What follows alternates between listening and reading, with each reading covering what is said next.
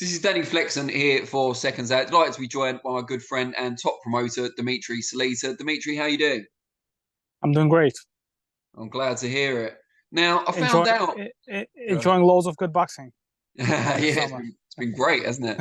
And we will reflect on some of that. But first of all, I found out earlier today that you have more in common with Jake Paul than I believed. You're not only both good boxers and incredible influencers, but you share a trainer of sorts obviously in your career previously and now for Jake. Just tell us a little bit about that. Yeah, he's now trained by Trayvon Chambers, who's a top trainer from the Chronic Boxing Gym in Detroit. Works closely with Sugar Hill. Trains many other fighters that I promote. Trained me for some time. He's a really good trainer, a great teacher, and I know that he's been with Jake Paul in Puerto Rico for several months, getting him ready. Before, I really believe, maybe even before the news of the fight was announced. So that tells me that Jake Paul is really serious about boxing, that he really wants to learn, he wants to improve. Because Chambers, known as Third, is a no nonsense type of guy. He doesn't care about anything. He really cares about doing his job to perfection and getting out the best results. So it shows me that Jake really wants to leave no stone unturned in giving it his best shot. And a lot of people ask me, well, how do you feel about influencer boxing? How do you feel about Jake Paul? And I really got to give credit to Jake Paul. I really believe that he's doing a great job in promoting the sport of boxing and exposing it to more eyeballs and more fans, and really is doing his job and giving his best, hiring the best trainers that he could get, really putting in the work to be the best boxer that he could be. It's not just show; it's real, and he, obviously watching him fights, he's been limited, and he's shown that he's limited in his fight with Tommy Fury.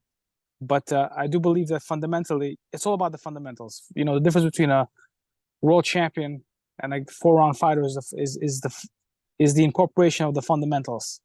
And early on, you could see a 4, 6, and 8-round fighter how far they could go based on the fundamentals, based on their basic ring IQ and how they react to situations. So Jake Paul is athletic and physically strong, but he's never really had good fundamentals.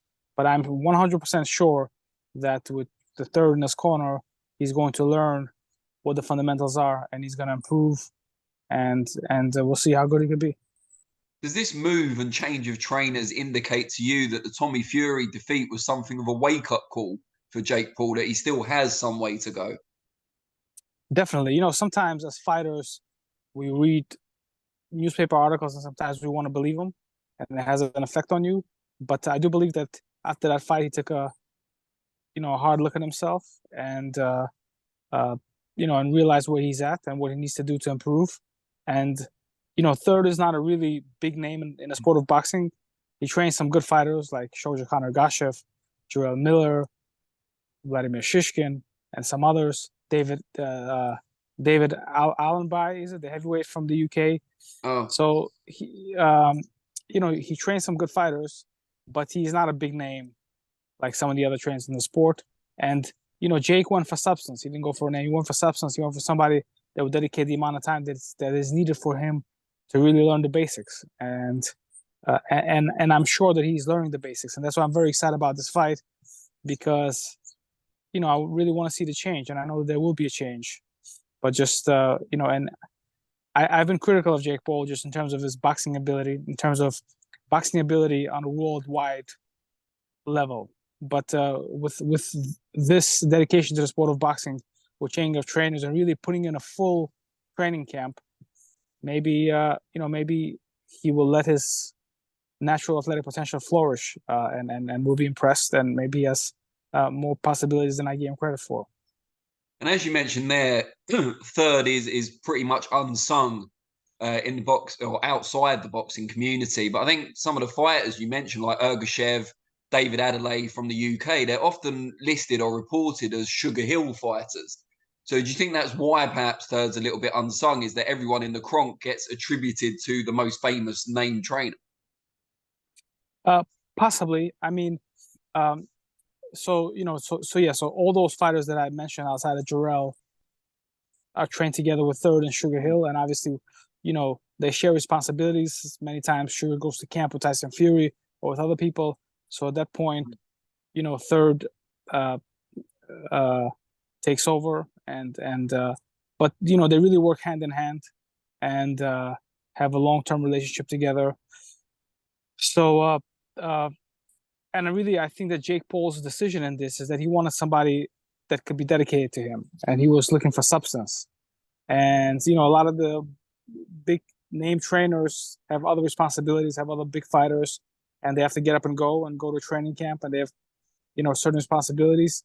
And during this period of time, Thurr was able to dedicate himself fully to Jake Paul. I know that different fighters came to his camp, like Joshua Pagan, a professional fighter that I promote. He spent some weeks training camp with Jake Paul and with Chambers, Thurr. And actually, The Sun and some other newspapers in the UK reached out to me about getting Pagan's comments on training with Jake Paul. But I really believe that Thurr is going to be a key difference in Jake Paul's career going forward. And the fight this weekend is Nate Diaz, of course, someone who's mastered the MMA world, but virtually unproven in boxing terms, and possibly a little past his prime physically as well. What do you make of that contest? I looked at some interviews of Nate Diaz, and he looks like tired and older. Doesn't look like a fit fighter with fire in his eyes to do what he has to do to win.